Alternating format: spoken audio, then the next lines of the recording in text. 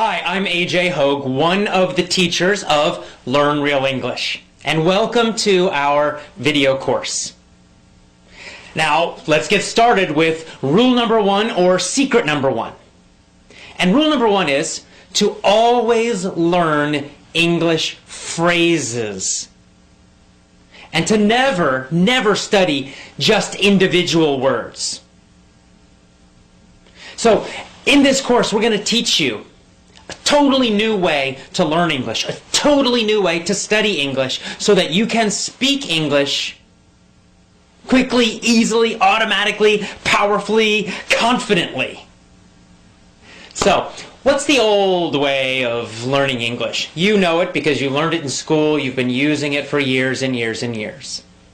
You sit in a classroom, you've got a textbook, you memorize lists of vocabulary words, you study lots and lots and lots of grammar rules, you do lots of reading and little fake conversation drills and activities. And this is the traditional old way of learning English, but we have a totally new and different way of learning it, and we're going to teach you each part of that, one part every day for a full 7 days. So let's start with part one, secret one, rule number one. Learn phrases, not individual words. Now, of course, a phrase is a group of words. It's a group of words that naturally go together.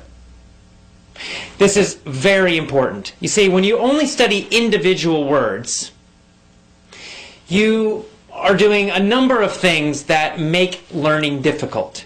Number one, when you study just an individual word, like a vocabulary, something in a vocabulary list, or even in your notebook, you write one single word and then you write the meaning or the translation. Here's the problem. That word has no connections to anything else. Therefore, it's difficult for your brain to remember it. That's why you have to keep repeating again and again. You look at that list and you try to memorize it. And then the next day you forget, and then you go back and you try to memorize it again, and again, and again, and again, and again, and maybe after a very long time you might remember it. But most likely you're going to forget it, especially long term. And yet that's the way most students are learning English and studying vocabulary. Here's another problem with just learning single words. When you study just single words, you're not learning any grammar. But when you study phrases, you are actually learning grammar. It's a kind of an effortless, easy way to learn grammar. You don't need to think about rules. You don't need to think about anything. And yet, you will be learning correct grammar when you study groups of words instead of phrases. Let me give you an example of this. Let's just, take any phrase like, or I'll go to a simple sentence. He was a bad dog. He was a bad dog. Now, let's imagine that you're a new English student and the word bad is new for you. Of course, I know you know it, but let's just imagine you go way back to the very beginning, your first year of learning English, and bad is a new word. Now, the normal way of studying that, you would write it down, bad, it would be in a little, a list, and then you would study, bad means not good, bad means not good. You'd probably translate it to your own language. And then after lots and lots and lots of time, maybe you would remember it. Well, using our system, you do something very different. You would write down that whole phrase. He was a bad dog. It's actually a full sentence. Or you could just write down, was a bad dog, or he was a bad dog, whatever. And then every single time you study or review, you would always study the full, complete phrase. You would never just study that word bad. You would study the whole thing. Now, by doing that, you're getting free grammar. How do you know? Well, because first of all, you're getting that verb, was. Right? Was. And that's just going to stick in your brain. He was, he was, he was. You're also learning articles. You don't need to remember what that means. You don't have to even worry about it. And yet you know that it's correct to say, in this situation, a bad dog. He was a bad dog. Some people say a. He was a bad dog. Both pronunciations are correct. So he was a bad dog. He was a bad dog. A lot of students have problems. When do I use or a? When do I not? When do I use the? And you're trying to memorize all these super complicated rules and situations for it. Forget that. It's too complicated. You'll never remember it. Just study phrases, and you'll start to feel when to use it, when it's correct, when it sounds correct, and when it sounds strange, when it's not correct to use those things. And of course, this is true for all grammar, all phrases, all vocabulary. By studying a full phrase, or even a full sentence, always, always, always, you're going to get lots of grammar. You're going to learn which vocabulary words go together naturally, and you're going to know when to use them in which situations. Because sometimes, for example, there might be a situation where there are many words that mean the same thing, and yet we typically use one of them. Like, we might say, he was a bad dog. That's a common phrase. A bad dog, bad dog. We use that word bad to describe a dog who's naughty, who's not good. But we don't usually say horrendous. Now, horrendous means super, super bad, really terrible. And yet, we don't usually say he was a horrendous dog. It sounds strange. Even though the meaning is basically correct, yet in normal, real English, not textbooks, but real English, we just don't use that word to describe dogs. Not usually. I don't know why. There's no real rule about it. It's just that's what we usually do. And every language has these kinds of word combinations that are more common, and other word combinations which just aren't used typically. How do you learn that? Well, you can't learn it from any rules, because there are no rules about that. You have to learn it by studying phrases always. Always, always, always study phrases, review phrases. Whenever you learn a new word, don't just write down that individual word. Write down the full phrase, or even better, the full sentence that it's in. Always include the words that are around it. This is going to help you improve your English speaking ability much, much, much faster.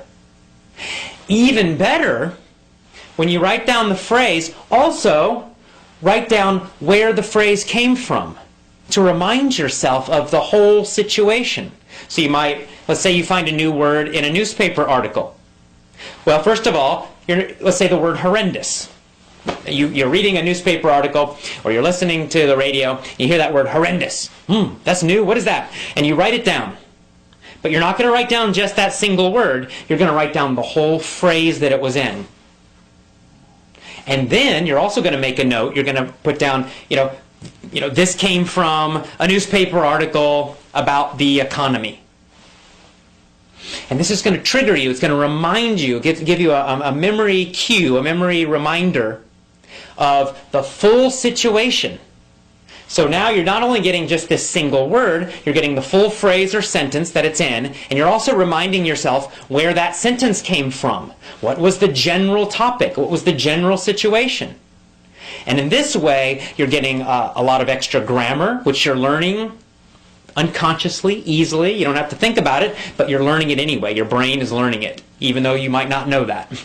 And you're also learning when certain phrases and certain words are used and when they're not used. You're learning which situations it's used or they are used in, and you'll of course know that in other situations you don't use it. Because as you learn more and more and more phrases, you begin to get this feeling of correctness, and you begin to know when to use certain words, how to use them, and you're also how to use the grammar correctly as well. This is so important. It's such a simple, simple little secret, a simple little trick, a simple little rule, and yet it can totally change the way you speak English and learn English. It's very, very important. So never, never, never study just an individual word, one word. Always study the phrase or the sentence, and always, always, always make a note where it came from. And you want those phrases and sentences to come from real English, which we'll talk about more later, not from textbooks. Here's another advantage of studying phrases and full sentences and always knowing the situation that they came from. Phrasal verbs. You guys know about them. You know all about phrasal verbs that are frustration for so many students, right? To be knocked out or knocked up have totally different meanings.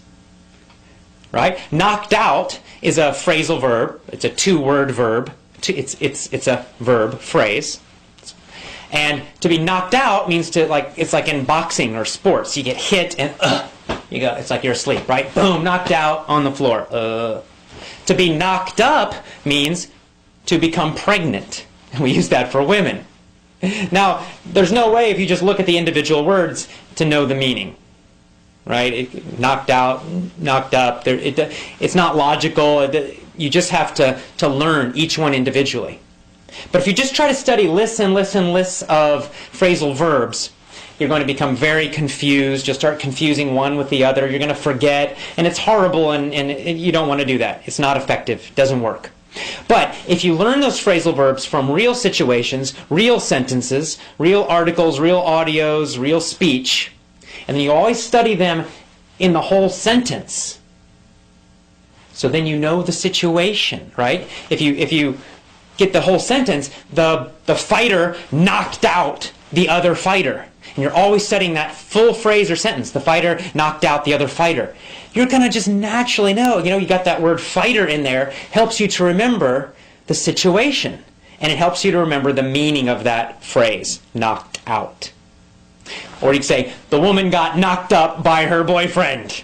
Right? So now you're like, oh yeah, boyfriend. It gives you a clue, gives you an idea of the meaning of that phrase. And you'll know that you always use that phrase in situations that describe pregnancy. This is much better than studying lists and lists and lists of phrasal verbs. So, what's our first rule? What's our first secret? Always, always, always study phrases, groups of words. Always write down a note about where the phrase came from to remind you of the situation. And no more, never again, study just individual words. And that's all. That is powerful secret number one, rule number one for learning to speak fantastic, amazing English. Start using this rule immediately today. Okay? We'll see you tomorrow for rule 2. Bye-bye.